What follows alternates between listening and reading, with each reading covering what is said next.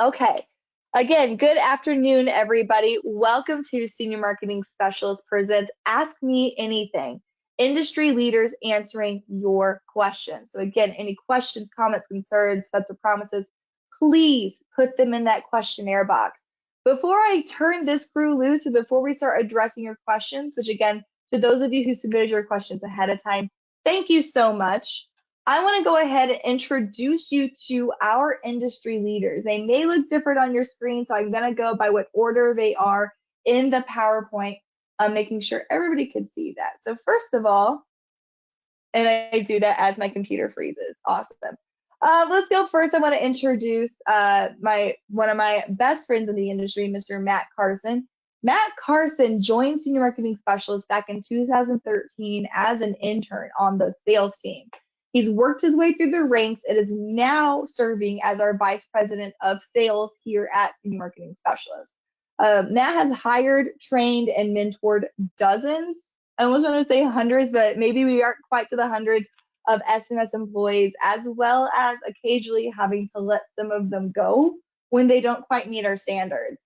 He's also currently managing the largest team of motivated sales employees at Senior Marketing Specialist. So he's on today to kind of help us if you have some employee or downline agent questions. Matt's going to be our guru, or is going to be our expert there. Next, I'm going to turn it over to Chaylin Jackson, who a lot of us here today know Chaylin. Chaylin joined Senior Marketing Specialist in 2019 and is currently our Staff Compliance Officer, as well as serving on our Key Accounts team as a Key Accounts Specialist. Chaylin has been sought to speak at a ton of different events across the United States. I know he is certainly a celebrity to a lot of our individuals, a lot of people watching today. And has incredible knowledge on marketing, sales, compliance, and legislation as it involves Medicare and other related organizations.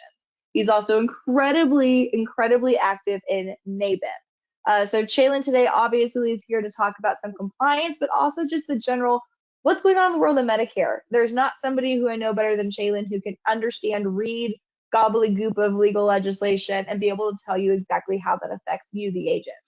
And then finally, here with us today, a face that you guys may not be so familiar with, but is somebody who is wildly respected here in our neck of the woods, Mr. Josh Rhodes.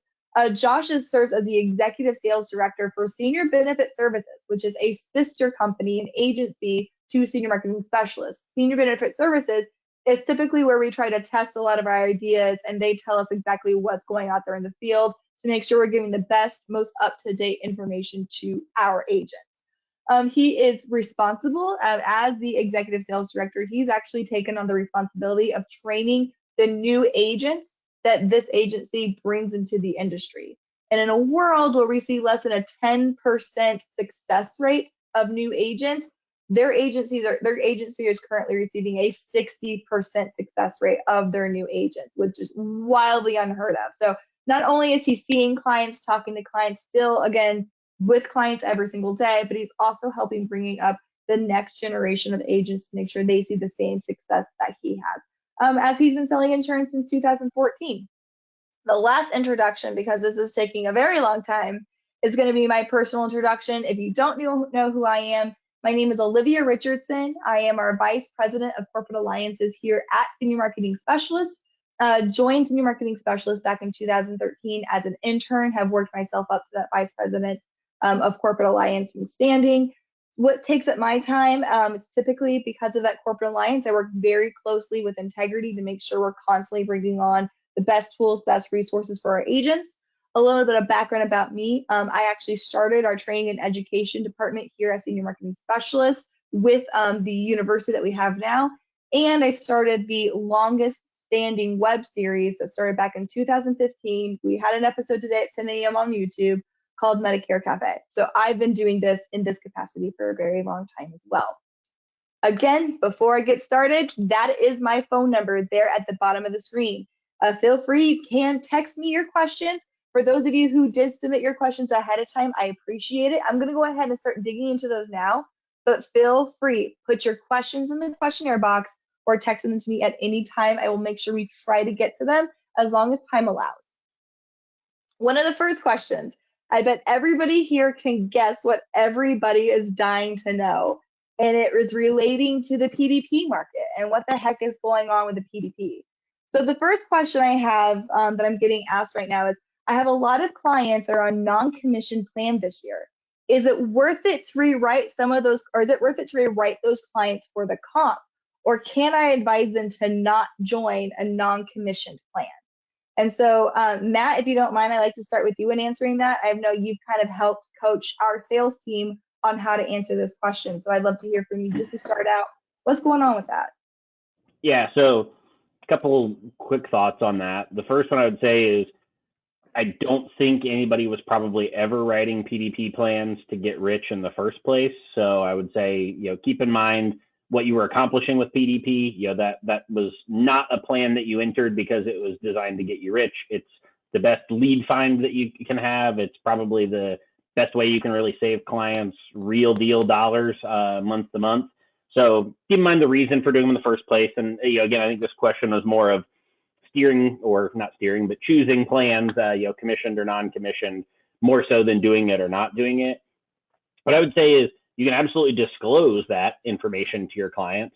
You can't steer, you can't say, you can't make a recommendation per se as, I'm not going to enroll this plan, I don't think you should be on this plan, but you can definitely disclose that fact that, hey, one of the reasons that we sit down today is so that I can help you with all these decisions. As you know, Medicare is very complicated, changes year to year. It doesn't cost you anything to work with me. The carriers pay so that, you can have my advice on things.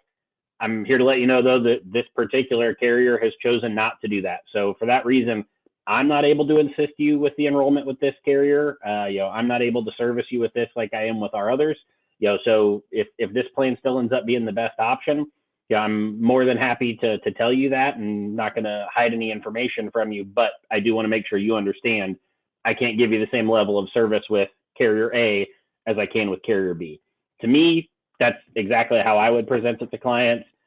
I would also say, and this is probably a tangent, and this may be a question that we get a little bit later here, but I think there's a lot of better uses of your time that will make you a lot more money than just trying to arbitrarily move clients from a non-commissioned PDP to a commissioned PDP to make the $50 or whatever it is you're going to make that year on. I think if it's just for the commission and not because the client actually needed to change plans, I think you could do much more profitable activities with that same amount of time. I can't hear you, Olivia. Somehow my computer muted. It's only been since 2020 since I've been doing remote things, you would think. But anyways, Josh, I do want to kind of throw that question on you too, being that you have had, in the past, non-commissionable plans is not a new thing. Tell me a little bit what that conversation looks like whenever your clients are asking you about that drug coverage, because I know you have quite a few MedSup books or people on the books. Yeah.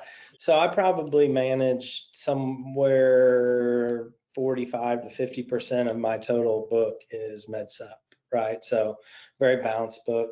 And my quick answer to that is yes and yes, right? To the question asked. But I think Matt did a really good job of explaining is that yes is really tied to why you're doing it. Can you? Yes, right? Like if you can make money and put somebody in a better situation, why not? That's wonderful. But I don't think it's worth your time to go out and drive business in a direction like that. Not only morally, but just time. Because this is going to be, we talk about opportunities, and you get an opportunity maybe once, twice in your lifetime, potentially, to what this AEP could look like. So don't spend your time worrying about those little changes that you don't have control over. Manage that, turn this into a silver lining of opportunity, because what is going to happen is a lot of people are going to have questions. And so the way we've always viewed, and some of these things I'm saying is exactly what Matt said, but maybe a little different way, is PDP was always kind of an avenue as a lead, like Matt said, and it was an opportunity to get in and talk with folks. We went years to where, we weren't doing that. I think the big thing to talk about when you're talking about transitioning to comp, I give clients a choice. If there's two comparable plans and there's one that I can be AOR on, and I can tell them I'm going to be able to support this product for you better, right? I'll let you decide. That's a very different conversation than saying you need to go do this because I'm going to make more money, right? Which nobody's going to say, but in the reality, that's why we're doing it. So I think without beating a dead horse, Matt hit it on the spot, is if there's an opportunity, and I think there's going to be some opportunities to switch people around, yeah, go make more comp. But don't make that the priority. Go out and figure out. You're going to see more and more folks this year, guys, that you're going to have an opportunity that have been teetering going, man, I really like the idea of Medicare Advantage. So now you go talk to these PDP folks and have a good open conversation about what we call the two pathways. Those people teetering, this might be the driving factor that now we're going from having a conversation about maintaining a PDP into an Advantage plan. So just a lot of opportunity. Oh, I love that. Thank you. Now, Chaylin, to kind of piggyback off of that, a question that we get a lot in conjunction with this is, can I charge a fee? If I'm helping somebody with their drug plans, am I able to charge a fee? One, maybe hit on that compliance. What does compliance say about that? But two, your personal opinion of it. Yeah, so it's a lot of gray area. There's some really clear rules for Medicare. If you are processing an application for a Medicare plan, you cannot charge someone a fee. So the gray area lies in what does processing an application look like, and what does that mean, and what would hold up in court. So if you're entering it in the carrier portal and you're writing numbers going on it and you're becoming agent of record, that's pretty obviously processing an application, whether you get paid or not. If you just tell someone, here's the plan I think you should enroll in, here's 1-800-MEDICARE, here's medicare.gov, go home and do this, I would argue that's pretty clearly not processing an enrollment application. But there's probably a middle ground where some folks may need a little more help than calling Medicare on their own, or we may not want them to call Medicare on their own for fear they may not end up in the right plan. So can you, in certain circumstances? Yeah, you probably could charge a fee. It's going to depend a lot on your state too. Certain states, Ohio, for example, it is expressly prohibited to charge any kind of consulting fee for any individual health product. Whereas, for example, here in Missouri, there's actually a specific process to go through if you want to charge a consulting fee, which we see a lot more on the group side or the commercial side, but there are potentially ways to do it. Does that mean it's a good idea? I don't think so.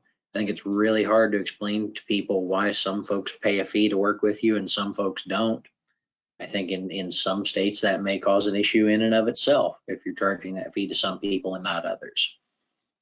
I also think, to Matt's point earlier, these are the cheapest leads you're ever going to get. I mean, that's why we do PDP. It was never for the money.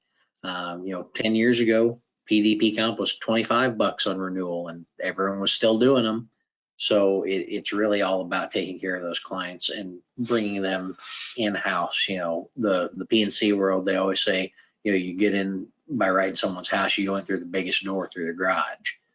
The biggest door in Medicare is the drug plan. It's the thing that has more people use their drug plan than any other piece of coverage they could ever buy from you. So it's a great way to get in the house. Great question. Okay. The next question we got on here, sorry, go ahead. Super quick, just to follow up on one of the things Chaylin mentioned there, we alluded to a little bit there, but again, if the commissions on your PDP are what you were worried about, I think for much less time, there's much more profitable things that you could do with that. Simple transition to a hospital indemnity plan, make sure that's signed on a scope, or a cancer insurance plan will take you less time in most cases than, enrolling a new PDP application, or even just a quick, couple fact finder questions. Do they have money, with IRMA that could be a follow-up for a financial product? Or how are you planning on financing the cost of your drugs? If the costs increase this year, how are you planning to pay for that? They've got some money set aside.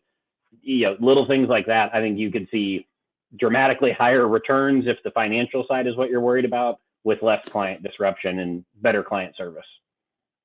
I think that's something that Matt and you and I are sharing the same brain, because we had some really interesting conversations last week about how do we make up that income?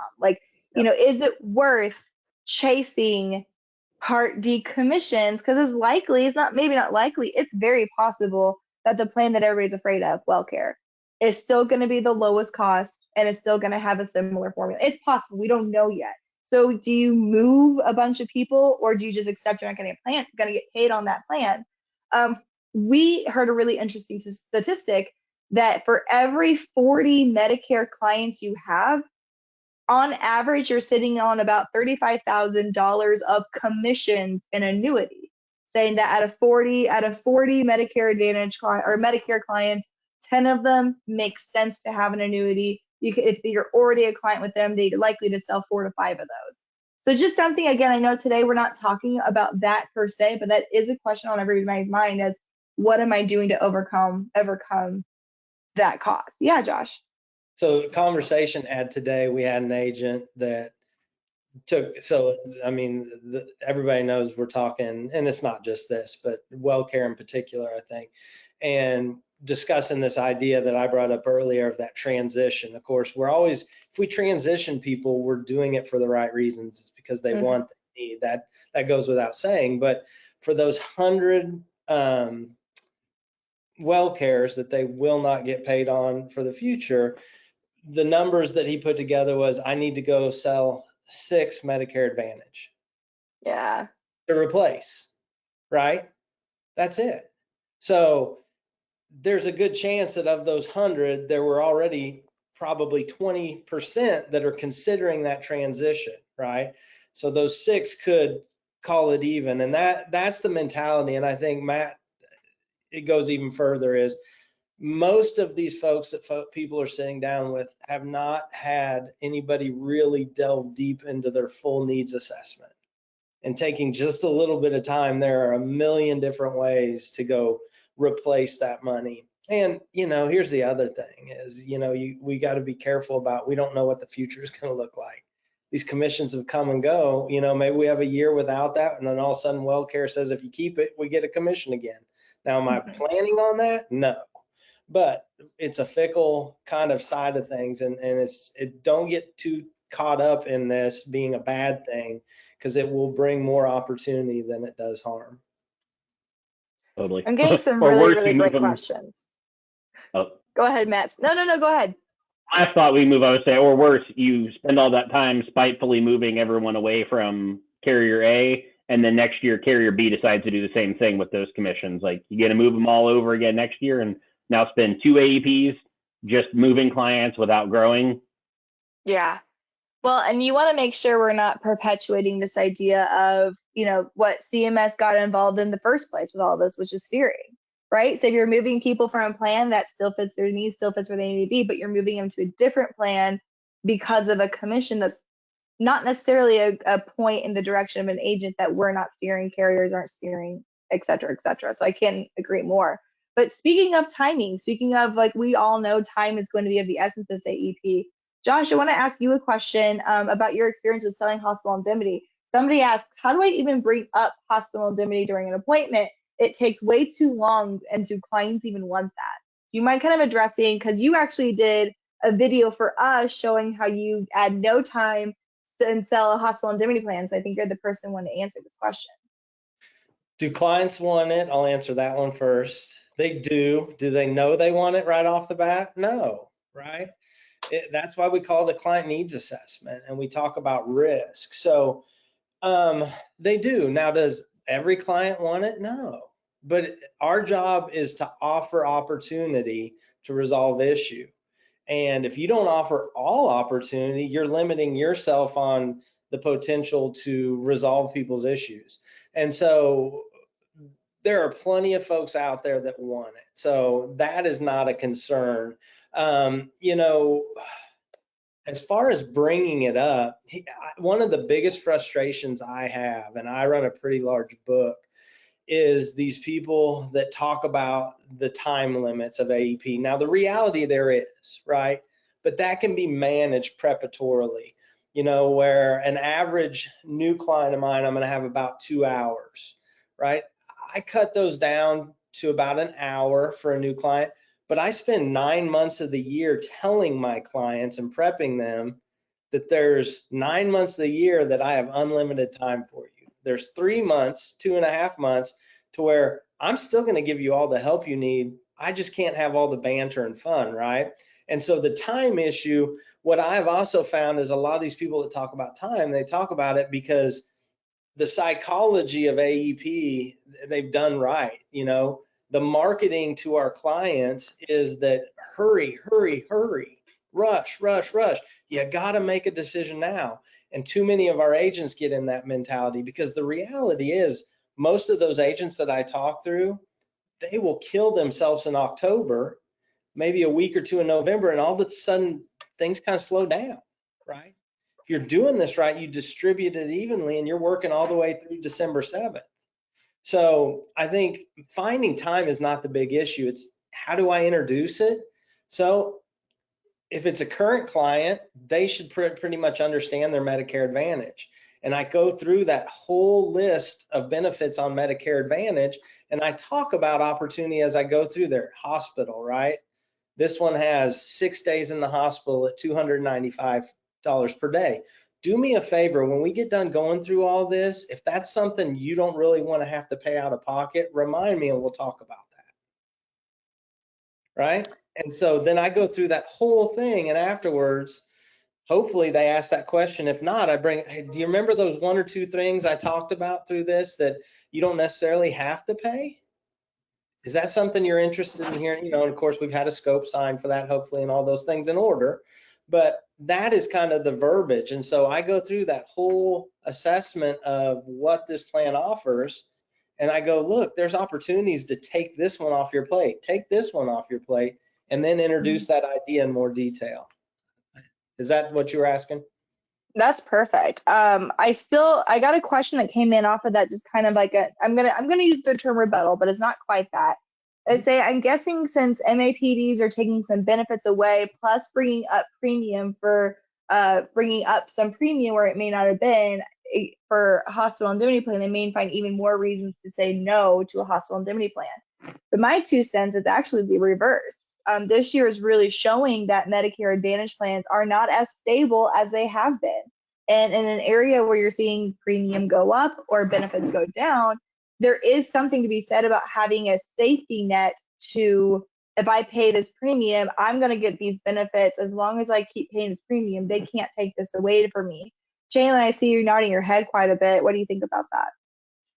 No, I absolutely agree. I think the common talking point with agents when we train on hospital indemnity is to oversell the benefits. Just because they're in a plan with a $295 a day for days 1 through 5 MA plan this year doesn't mean it won't be $320 for days 1 through 6 next year. And oftentimes the premium difference between those is pretty minimal.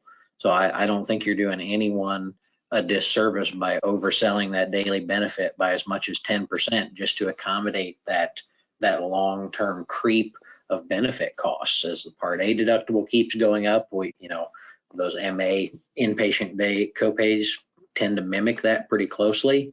It's really easy to see where overselling that benefit can be a long-term boon for those clients as benefits change year over year.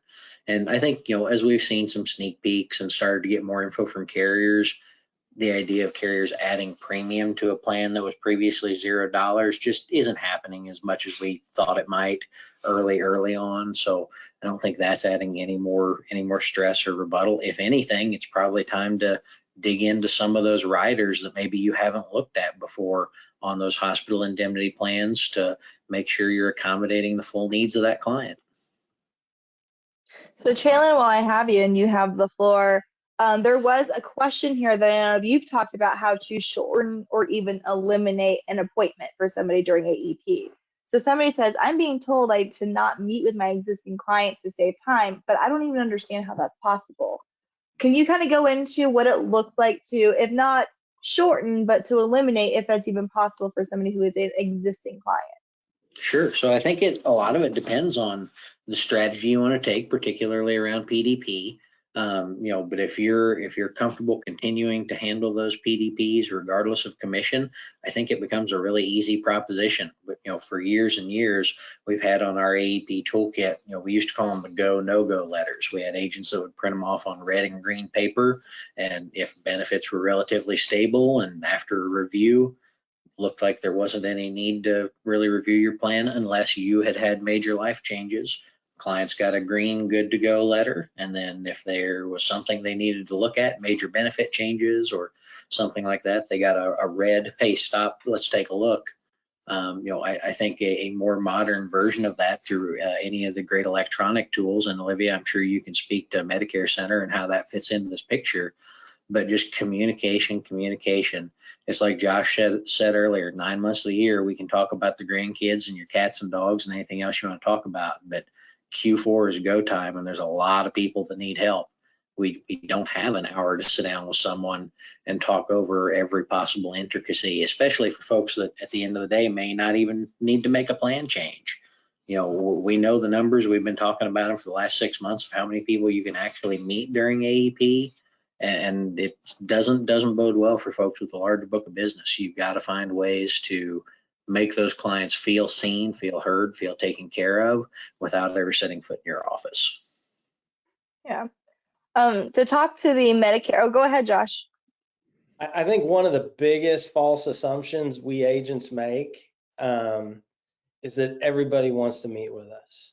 I know, we want to feel like we're more popular than we are. And here's the reality is it takes a long time to get comfortable with that skin because you got to weigh it out. Challenge, like every one of our clients deserves the same opportunity to talk to us. But when you talk to them, that's the other thing that 9 months of the year I tell folks, I explain what AEP review is going to look like, how the procedure, it's all prepped. And I tell them, if everything is good as stable, the first question we always have for you is, how do you like your plan, right? Oh, it's been really good. Okay, well, we've done our review. And so we're able to do these and just say, well, we've done your review.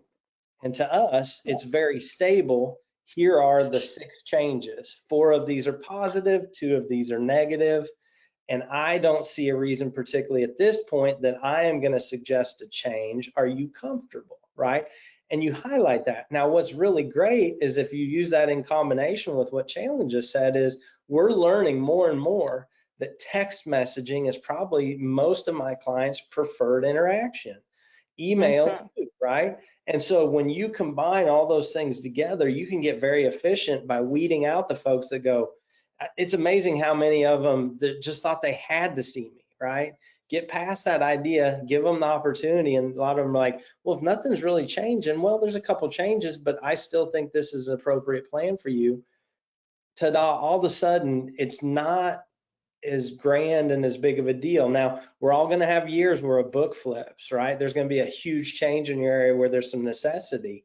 I'm seeing my area in particular, and I deal with agents across the country, it's not as unstable of a market as we assumed originally. There's going to be some changes, some things, but we've seen bigger flips. So I think we're going to make it this time the way we always do. But yeah, I think contact them is important, but I think using technology is probably the biggest step you can do to weed out those that really need your time. I agree. Again, talking from the technology standpoint, also understanding that according to a research study done by Deloitte, anyways, a research study shows that the baby boomer demographic is the #1 demographic who values convenience, and it's not necessarily convenient to go to an insurance appointment or go to a Medicare appointment. So understanding that there are other things that people are valuing in addition to obviously your good service. Medicare Center allows you, what I love about Medicare Center is that as long as you sync the profile and you have collected your clients' providers, medications, things like that, you can run the appointment and then just send them, and to use your verbiage, Josh, this isn't a plan that is appropriate for you. Send them that. You can even compare it to their current plan that they're currently on to show them what they're at. So again, it's eliminating the time taken in between those appointments, eliminating that, but people are still, I think I'm going to steal something from what Shaylin said, you don't have to see them, but they need to be felt seen. And that is exactly what the right technology will do. Now, something that you said, Josh, was talking about disruption and plan flippings. I think this is an excellent segue for Carson. I have a question for you. We have seen this year over 1.2 million beneficiaries are going to experience a service area reduction of some sort, and most of them will not be crosswalk. Most of them will be without coverage unless they enroll into a plan before January 1st. So can we talk a little bit, Matt, about how are we advising agents to prioritize those SARs and how to use SARs to your advantage this year? Yeah, so I think you kind of have to divide yourself into a couple different camps and figure out where you fall. So if you are someone who is, maybe a little bit of what Shaylin was alluding to earlier, you already have a large block of clients and that block is, heavily impacted by a service area reduction, then, if that's a large chunk, I mean, run the numbers, see how much time you have during AEP, how many appointments you can run, how you can get to those clients. I would instill some of the things that, Josh was alluding to earlier there, and you'd mentioned, Olivia, of convenience. Even if some of your clients need to move plans, there's some clients that you can probably service without having to sit down, doing some group sales events we've talked about with, iPads on the tables, or use local computer lab. Shaylin had suggested a while back, rent out a computer lab and be able to do a group presentation and say, hey, this plan's here, you've got it ready, and you can enroll people together. So, I mean, if there's a way you can save time, do so. But if you, again, are heavily impacted by SARs, which is very regional this year, there's some areas where you're going to be heavily impacted. Kansas City this year, huge SARs. 2 of the top 4 plans by enrollment are pulling out. So if you're in that area, you're going to need a lot. On the other side of our own state in St. Louis, very little change. So anyway, first camp, try to, save the time best you can. Look at the things like cross-selling, any other ways to remain profitable. If you're in the other camp, though, where you are not particularly impacted by service area reductions, keep in mind that's just your area. There are lots of areas that are.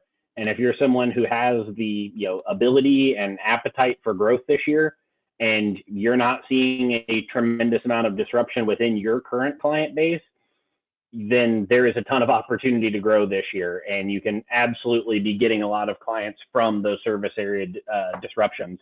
So things like events with your local carrier reps, if they can get you in front of a room full of people, and it's a carrier that's stands to win this year at another carrier's expense, that could be a great opportunity. Any marketing you can do is, you can't really market towards a service area reduction, but if you know that market is experiencing change, maybe you can target adjacent markets or other areas near you. And then I'd say probably that last camp is maybe you are in that area that has a lot of service area reductions, but you just don't have a large block yet. Man, this is the year to grow. You're here at the perfect time. We've been saying all year there won't be a better year to get into Medicare than this one. So buckle up. You're in for a good one, hopefully. Buckle up. I love that. And then also just a reminder with service area reductions, Medicare Center is going to alert you if anybody in your book of business is experiencing a service area reduction. They will be kind of flagged as high priority. However, if you do have a bunch of current clients who are experiencing that, keep in mind that the service area reduction special election period goes from December 8th to February 28th or 29th if it's a leap year, whatever the last day of February is for that year. So it could, again, if you had the ability to, it could actually extend your AEP to where you can continue to remain busy after the 7th and still make sure those people get help effective January 1st. Well, and Olivia, if I could just add something to that, I think the timing with these service area reduction SEPs is really critical in communicating to those clients, because yes, that does stretch all the way to the end of February, but your clients need to know up front as soon as possible what to expect from you, because the hungry agent out there that Carson was just describing is going to be coming after your current clients that are going to be facing a service area reduction. So if your clients just don't hear from you until December 8th, there's been a lot of people that have had a chance to give them a call and offer help when you didn't. At least that's how the client may see it. So make sure you're communicating. If you're going to hold off until December 8th or later because you can, make sure you're communicating that to those clients, because they need to know what the game plan is. Same thing if you've got a large block, make sure, especially those clients that may want to look at going back to a med sup, that you're getting those locked in sooner than later. There's a lot of opportunity this year, but the biggest opportunity is make sure your clients know what your game plan is, so they don't just assume you're not helping them when you should be. Josh, looks like you had some agreeing points to say there. I'm just glad Shaylin jumped in with that. I just wanted to make it very aware. I think a lot of people get stuck in this idea that the service area reduction, when they leave an MA because of that, or they're forcibly removed, let's call it that, that people forget or aren't educated to understand that can open up a SUP guarantee, right? So that is a huge opportunity for those clients that weren't your clients, that maybe weren't shown a SUP originally, aren't healthy enough traditionally to underwrite, and now maybe have a chronic, and it can open up an opportunity at a supplement, which a lot of times I think the mentality is they're not healthy enough, they're never going to get it. Well, this is an opportunity. The other thing I would say, and I think I can do this tastefully without throwing anybody under the bus, but be very careful out there when a plan looks too good to be true, because our job is not only to do, what looks best this year, but to create a good balance. My clients don't want to change unless they have to. So the more stable, sometimes it's not the fanciest benefits this year, but it's the one that's most consistent, right? And when I talk to clients and I can look them in the eye and go, yeah, I see this opportunity in plan A. This looks a little too good to be true this year. I don't think this is going to hold strong very long.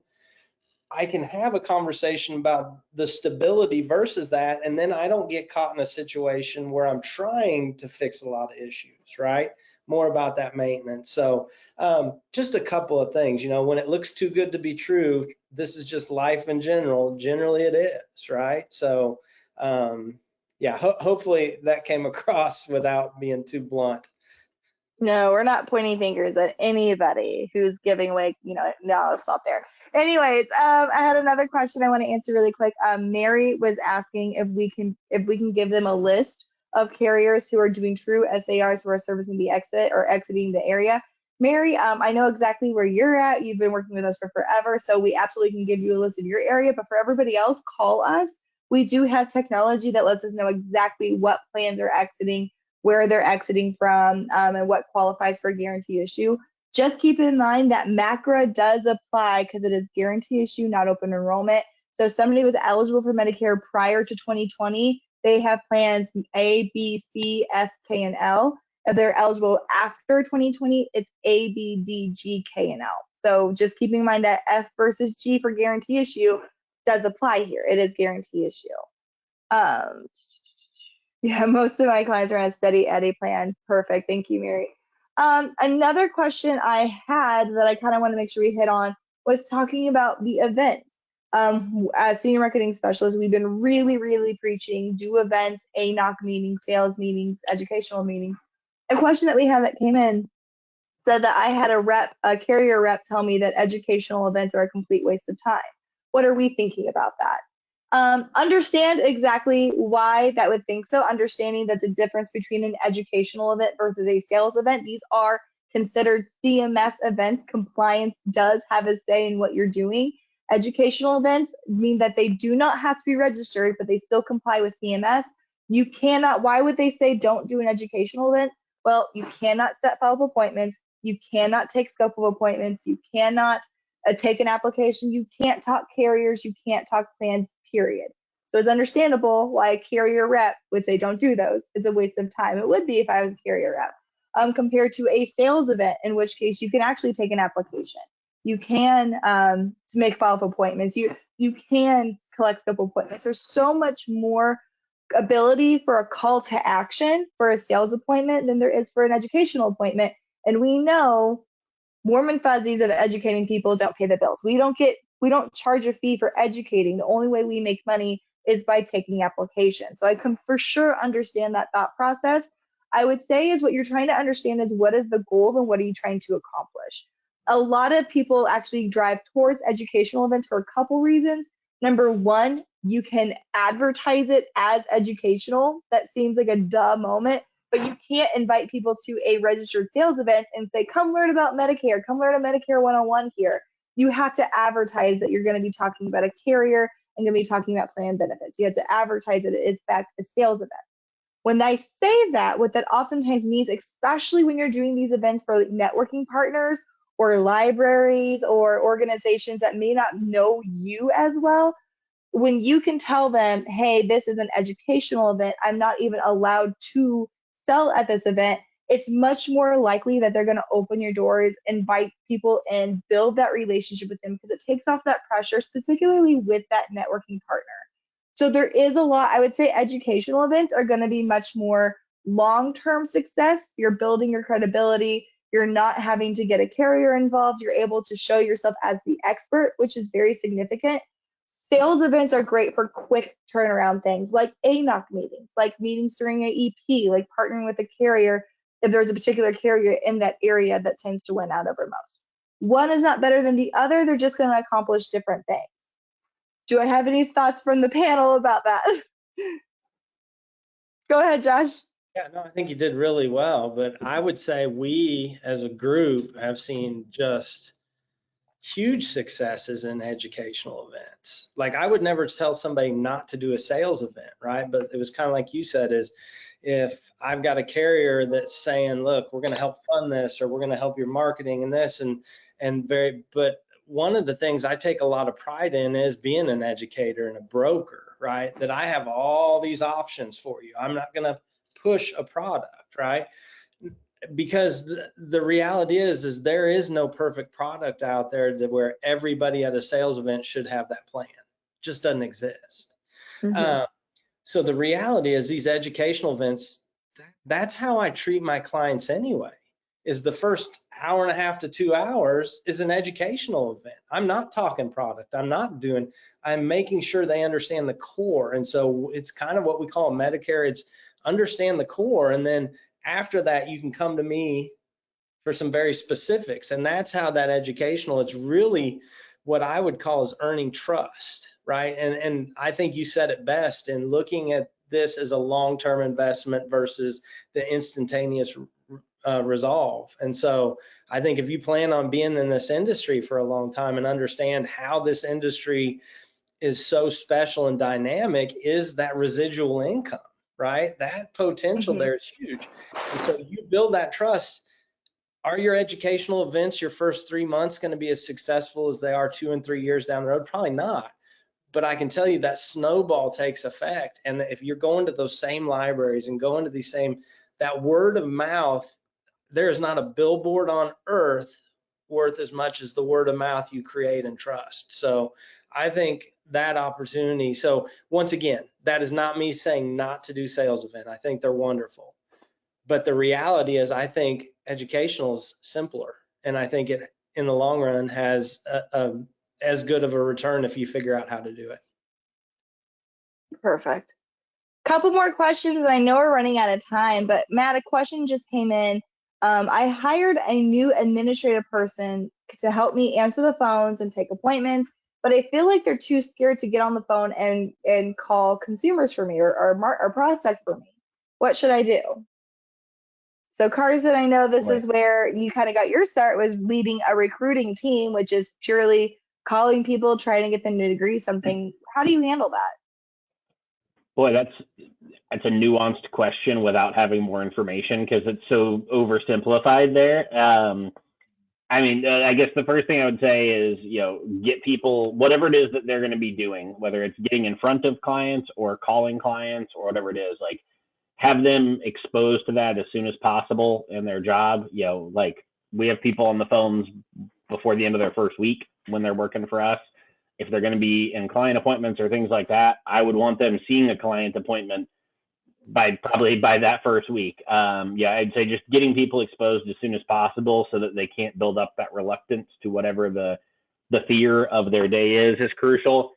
After that, I feel like I need, if you've got a specific, I would be happy to talk through it with whoever submitted the question there, but without getting into like a cajillion hypotheticals, it's tough to give two pointed of advice.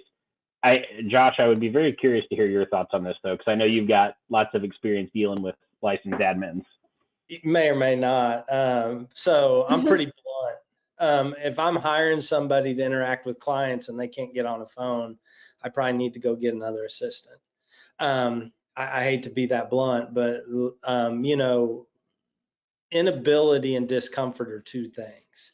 So what I heard Matt say is train, right? Give them that experience. Is very few agents that walk in my door are comfortable in those first appointments, but how do you get past it? You bump your toes, you skin your knee, and you go out and you run a bad appointment, right? And you learn. Same with those assistants, is just force them into it. And one of the things I like to do with assistants, agents, whatever, is if those people are very uncomfortable, is I will make them lead a conversation and I'll sit in and watch, and I'll jump in and help when I can. I'll even tell some of my clients, right? This is an opportunity.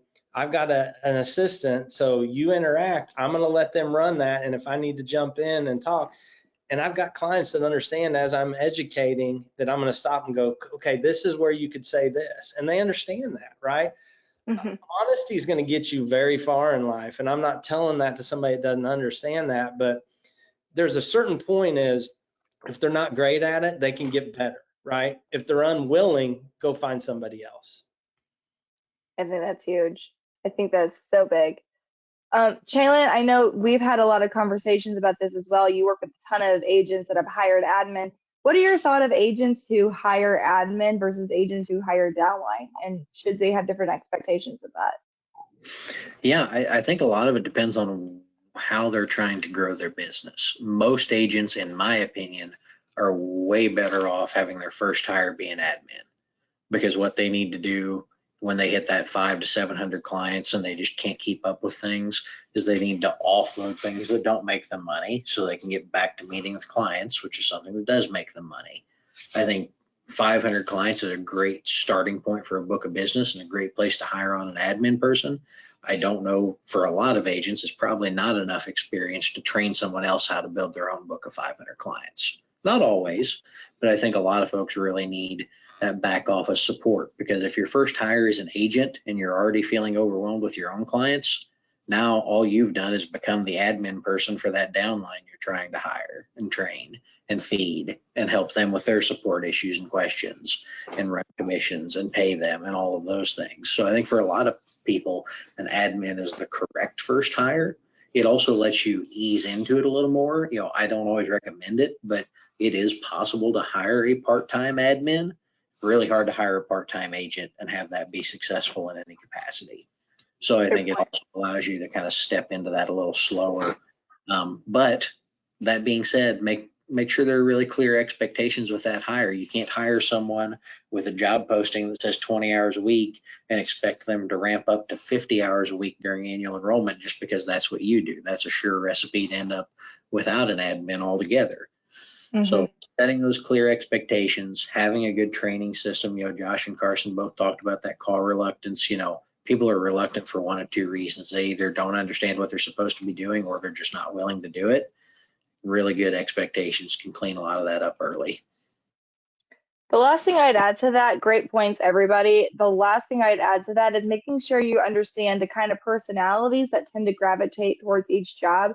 If you hire a person who's going to be administrative assistant and expect them to go out there and sell, it might be just against, it might be to the point where it's not worth it for them to get out of their comfort zone. So understanding that if you're hiring an administrative assistant, what skills, what talents, what personality traits do you want to work that?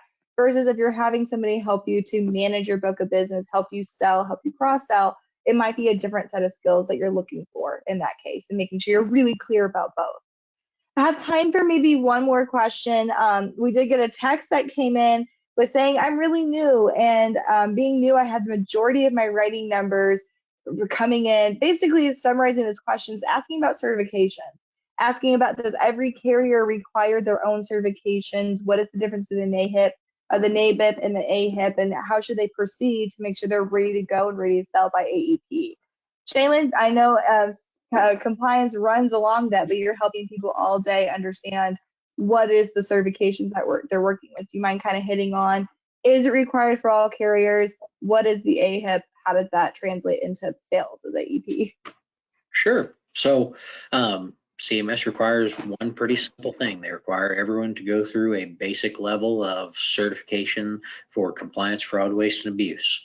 There's a lot of different ways to accomplish that. Most carriers have their own product-specific training that is also required. And then many carriers accept AHIP. Most carriers accept NABIP certification. And then several carriers have their own internal version you can take as well. It's kind of a mix and match. There's no one right way to do it, but yes, for Medicare Advantage and PDP carriers, you've got to certify for any of them you wish to sell this year. Ancillary carriers, complementary products, med subs by and large, no certifications for those. But, and I know Matt Carson has been beating this drum for a while, but if ever there's a year to be certified and ready to go with everything in your market, this is the year to do it, because as we see plan parity shift to where plans are a lot more distinct from each other, you're really going to have to focus on selling based on the benefits, not just based on what logo clients like. And then years past, we've kind of been able to rest back, and there was a clear winner in a market. And as long as the doctors and drugs matched up, that was the way we could go. But I think we're going to see a lot more differences between plans. So you are going to want all of those carriers in your toolbox. Great, thank you.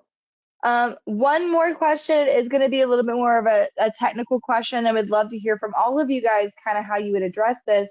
But Erin, longtime listener, we love Erin, talking about those non-renewing, those service area reductions, what to do with that. Saying that if she does, want to meet with those clients after December 8th, saying that for the majority of those clients, some of her clients will be okay with using electronic non-face-to-face methods. But for those individuals who are going to be insistent on being face-to-face and do need an appointment scheduled, when can we reach out to them to schedule that appointment? Obviously, we can't talk benefits until 10/1, but how do I go ahead and reach out to them and say, hey, we need an appointment? Is that even possible prior to 10/1? Compliance seems like a great place to start. Shaylin, do you kind of mind hitting on that with how where compliance and marketing meet? There's Shaylin. Sure. Yeah. So, I mean, if you're making it clear that you want to set up an appointment to discuss 2025 plans, really can't do that until after 10/1. Now, if it was July 3rd instead of August 3rd, I would tell you, you can always set future date appointments for annual plan reviews. Treat everyone like the dentist's office. They never walk out without their next appointment set, even if it's a full year later. That's great. A lot of it's going to depend on your marketing. So if you're marketing to clients, we want to make sure we're not talking 2025 plans until October 1st. And I really think that's probably the way to go for a lot of the service area reductions anyway, especially if you are going to try to push those clients to after December 8th. That's going to look real funny to someone who's worked with you for a few years, and you're saying, well, that's after the end of AEP. Why do you not want to meet with me until then? Do I even need to meet with you if you don't want to meet until after AEP? So I would wait until after 10/1 so you can at least give them a little bit of an explanation of the timing, just so you can be real clear about what that service area reduction is, what it means, that they're not at risk of losing coverage before the end of the year. But because of how crazy everything's going to be, it makes sense to wait, because you will have more time to explain things to them and they will have more time to make that decision. Great. Any follow-up points from Josh or Matt? Yeah, I mean, AEP, like, I want to make sure I understand the question right. This is somebody assuming they don't have the time during AEP to sit down with these folks? No, this is somebody that's saying, I know I need to meet with these people. I know these are somebody that are going to require a face-to-face appointment. When can I start making my AEP appointments? Yeah. Okay. Yeah. Well, I mean, the legality of it is you're limited, right? But I mean, like Challen said, is if you've been doing it every year in July and it's just set, you've really put yourself in a position to where it doesn't get questioned, right? So I think that's soon. Yeah. I mean, we all start itching, right? We itch and we go, oh man, these are the ones I got to go get. Is what I would say is just, and Challen said this earlier on a different question, is be careful setting them aside and waiting till that 8th, right? I have some products that maybe during AEP, because I'm limited to that one time, that if somebody calls and they specifically only want a DVH and they're not in a rush, right? I'll say, well, hey, December 8th and on, I'm doing this, right? But when it's that core product, I want those people, I'm touching those folks on 10/1 and getting them on the books during AEP and resolving it and have it off my plate. I mean, just as I would anybody, but I know those are our simplest retentions, right? Mhm. They trust us, they're there. So I'm not considering the 8th and on unless I have to, I guess is mine. Sure. I think there's a lot of fear about people wanting to stay compliant, especially with a year that there is a microscope. There kind of has been leading up to this moment of looking at agent worth on a bigger standpoint. What value does an agent bring to us? Keep in mind, the rules did get lightened around using the phrase AEP, using AEP in a sentence. It used to be that you couldn't even whisper anything that sounded like the words AEP until after October 1st. But understanding now, agents are taking an approach of education, taking an approach of, hey, it used to be we couldn't collect drug lists because you were insinuating until October 1st. You had to wait until October 1st to enter a drug list. So that's just not the case anymore, because you're going ahead as the verbiage that you're using, understanding that at the end of the day, they're always looking at what is your intent. If you can prove that your intent is not to, flash a trench coat and ask people if they want to buy a policy or breaking hips in exchange for signatures, obviously, all of us here are trying to do what's best for our clients, making sure they're educated, making sure they understood, making sure they felt seen, making sure they know what's coming up. Deft Research did a really interesting study that showed that the most educated clients, particularly about the IRA going into October 1st, was much more resilient to the changes, much more resilient to those premium increases for MedSups and premium hikes and differences for PDP. So I think Josh said it earlier. This is the time of year where you have the next 4 weeks when it comes to AEP, the next 4 weeks for defense. You have 4 weeks to educate, to set expectations, to tell your clients, hey, I don't have time for chit chat this year. I don't have time. I want to eat your new cookies and I want to hear about your trip to Morocco this past fall, but I need to make sure that I have time to see your friends and your family as well. So I need to make sure our appointment time is limited. The more you communicate, the more you educate, the better off you're going to be. Guys, my friends, my panels, first of all, Chaylin, Josh, Matt, thank you so much for taking the time out. We've gotten a ton of questions, a ton of thank yous from people appreciative of your knowledge. Any final words from wisdom to kick us off going into this AEP? Matt, let's start with you. Well, I would say maybe reiterate what I said earlier, that if you're in a position to grow and have the appetite and the bandwidth to do it, that this is the best year ever to do it, and make sure you're reaching out. We've got a laundry list of resources we put together, so let us help. Chaylin? I think the numbers speak for themselves. On the bottom end, we expect 40% of people to change plans this year that are already in an MA plan. That doesn't count T65s, that doesn't count MedSup to MA or vice versa, but that's around 14 million people changing plans this year, and they're going to need help. There's, between service area reductions, between some call centers that shut down this year, there are multiple million member plus opportunities in the market this year. There has never been a better year to double, triple your business than this year. And then Josh, love to hear from you.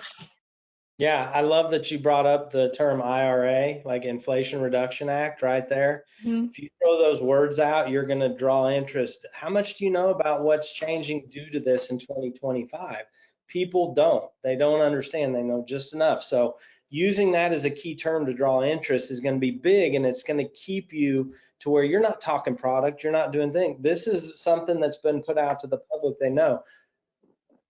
Optimism, right? Don't get caught in your own head, right? This is a wonderful thing that's happening. I just had a phone call with a client today talking about, they said, is there true that there's this $2,000? And I'm like, look, and careful what you do, because it's not, but like there's a lot of optimism to be had out of there. And with that, the opportunity, right? Stay optimistic and understand this is the biggest opportunity for you, for most of us on this call, other than maybe some people that have been in the business since MA was introduced, right?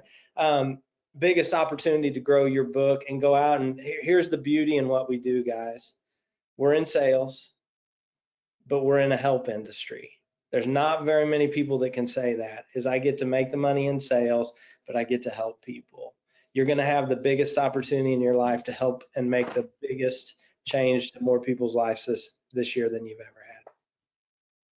Gosh, I don't even want to try to end. That was the perfect one to end on. The last thing I'll say is you don't have to do this alone. You have a partner here at Senior Marketing Specialist, tons of experience. We have been working since April 30th to build these resources and help agents make the most out of this landmark AEP. So again, Josh, Matt, Jalen, thank you so much for playing along. To everybody who submitted questions, thank you so much. We will be posting this on our YouTube page. Thank you guys for playing along. And so until next time, thank you guys so very much.